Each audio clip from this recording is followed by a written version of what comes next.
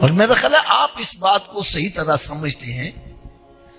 حضرت صاحب آپ کسی دوست سے کہتے ہو یار چلو فلاں کا فوتگی ہو گئی ہے، ذرا چل کے افسوس کر رہے. وہ کہتا ہے یار میں نے ڈاکٹر سے ٹائم لیا ہوا ہے، میں نہیں جا سکتا. بھائی فلاں جگہ فنکشن ہے، شادی ہے، فلاں جگہ جانا ضروری ہے.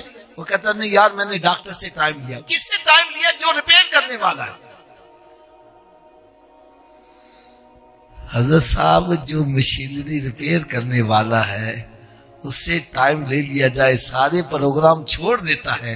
ارے جس نے مشینری بنائی وہ تجھے خود بلا رہا ہے، حی علی الصلاۃ، آ نماز کے لیے. ارے تو پروگرام چھوڑ کے نماز پڑھنے نہیں آ رہا؟ تو کیا سمجھ رہا ہے؟ کس طرف جا رہا ہے؟ اللہ جو ریپیئر کرنے والا اس کے پلے بھی ککھ نہیں ہے. اس نے دوائی دینی ہے نا، شفا کس نے دینی ہے؟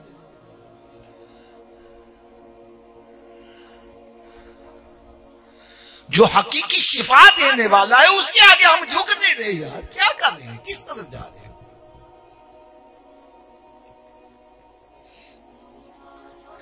خدا کا کچھ غور و فکر کرو. آج ہم اکڑ کے چلتے ہیں یار ہماری اوقات کیا ہے. ایک یہ چھوٹی سی ہمارے جو پیچھے بیک بون ہے، ریڑھ کی ہڈی، ڈسٹرب ہو جائے تو بندہ پیرالائز ہو جائے. یہ دماغ کی چھوٹی سی رگ ادھر ادھر ہو جائے بندہ ہی پاگل ہو جائے. یار کس بات پر اکڑ رہا ہے؟ اس کے آگے جھک جاؤ. ان بطش ربک لشدید، اس کی گرفت بڑی سخت ہوتی ہے. آ جاؤ اکڑو نا، اس کے آگے جھک جاؤ، اس کے فرما بردار بن جاؤ. فرما بردار کے لیے دنیا بھی سکون سے گزرے گی، آخرت بھی سکون سے گزرے گی.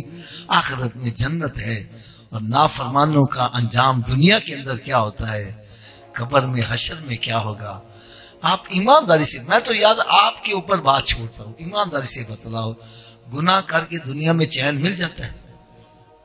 کیوں جی حضرت صاحب؟ جتنا مرضی بڑا گناہ کر لو دل کو چین، اگر گناہ کر کے دنیا میں چین نہیں ملتا قبر حشر میں کیسے چین ملے گا؟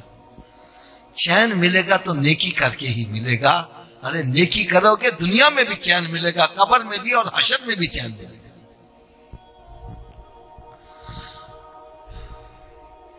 ایک تو میں نے یہ بتلایا کہ اللہ تعالیٰ کی ذات میں گہرائی میں نہ جاؤ، غور و فکر زیادہ نہ کرو.